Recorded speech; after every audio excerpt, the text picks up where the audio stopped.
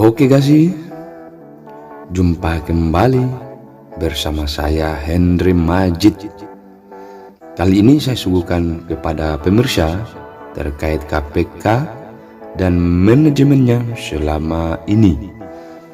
Terkait perekrutan pegawai KPK yang amoral, saya mau sebut amoral, sebab ini terlalu sakit sekali. Untuk mereka yang kemarin mengikuti tes khususnya,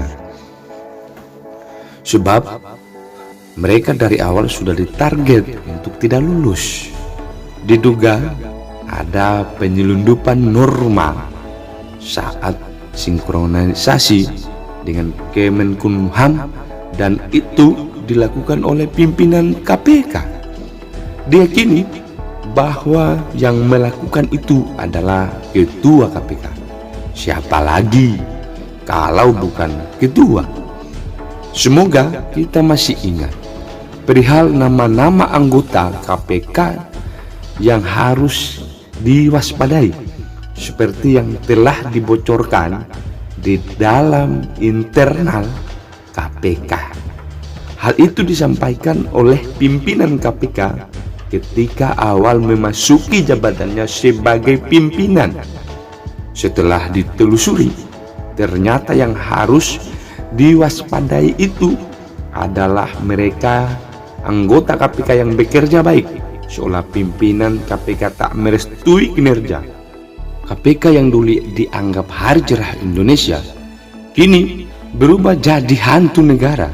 Sejak saat pembentukan sampai hari ini, kini KPK makin jauh lebih buruk, makin menunjukkan diri sebagai pelindung dari kasus raksasa tanah air. Meskipun dengan tak tahu malu mengumbar komentar bahwa KPK adalah lembaga independen. Pemirsa yang budiman, sekarang KPK bukan lagi harapan, apalagi mempercayai mereka sebagai penegak hukum yang berintegritas tinggi. Dulu mungkin iya, tapi keadaan berubah sesuai siapa pimpinan tertinggi di bangsa Indonesia. Dalam sejarah panjang KPK, saat ini adalah zaman paling rusaknya KPK. Bagaimana tidak?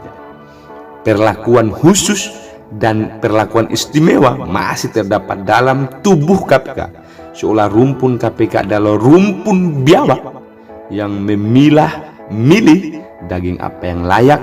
Mereka menebang pilih kasus mana yang patut. Ketahuilah, dalam perekrutan pegawai KPK kemarin, KPK lagi-lagi menunjukkan arogansinya sebagai alat negara yang tidak ada kaitannya dengan lembaga anti rasuah.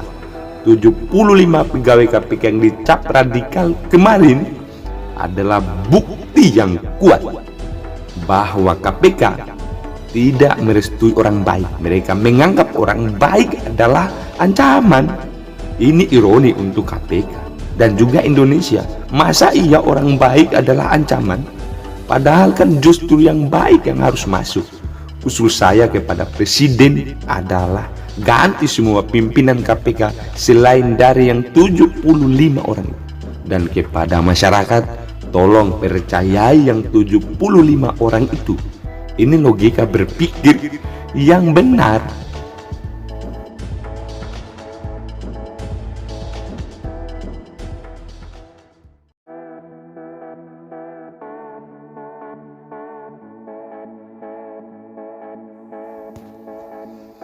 Oke kasih, jumpa kembali bersama saya Henry Majid. Kali ini saya suguhkan kepada pemirsa terkait KPK dan manajemennya selama ini. Terkait perekrutan pegawai KPK yang amoral, saya mau sebut amoral, sebab ini terlalu sakit sekali. Untuk mereka yang kemarin mengikuti tes khususnya, sebab mereka dari awal sudah ditarget untuk tidak lulus. Diduga ada penyelundupan norma saat sinkronisasi dengan Kemenkumham, dan itu dilakukan oleh pimpinan KPK. Diyakini bahwa yang melakukan itu adalah ketua KPK. Siapa lagi kalau bukan ketua?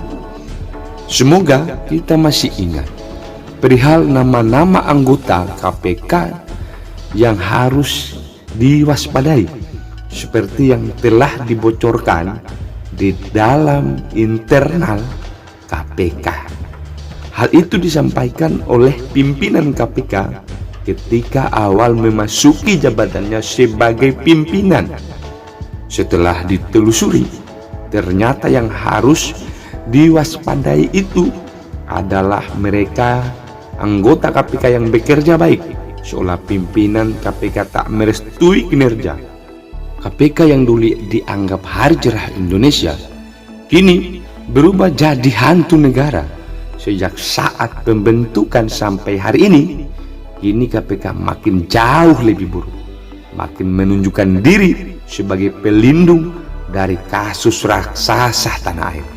Meskipun dengan tak tahu malu mengumbar komentar bahwa KPK adalah lembaga independen.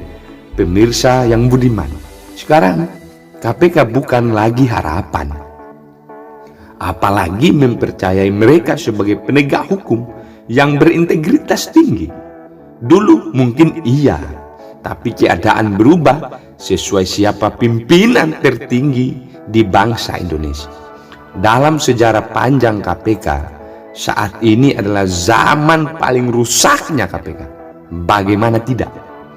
Perlakuan khusus dan perlakuan istimewa masih terdapat dalam tubuh KPK, seolah rumpun KPK adalah rumpun biawak yang milih daging apa yang layak. Mereka menebang pilih kasus mana yang patut. Ketahuilah, dalam perekrutan pegawai KPK kemarin, KPK lagi-lagi menunjukkan arogansinya sebagai alat negara yang tidak ada kaitannya dengan lembaga anti rasuah. 75 pegawai KPK yang dicap radikal kemarin adalah bukti yang kuat bahwa KPK tidak merestui orang baik. Mereka menganggap orang baik adalah ancaman. Ini ironi untuk KPK dan juga Indonesia. Masa iya orang baik adalah ancaman? Padahal kan justru yang baik yang harus masuk. Usul saya kepada Presiden adalah ganti semua pimpinan KPK selain dari yang 75 orang itu. Dan kepada masyarakat, tolong percayai yang 75 orang itu. Ini logika berpikir yang benar.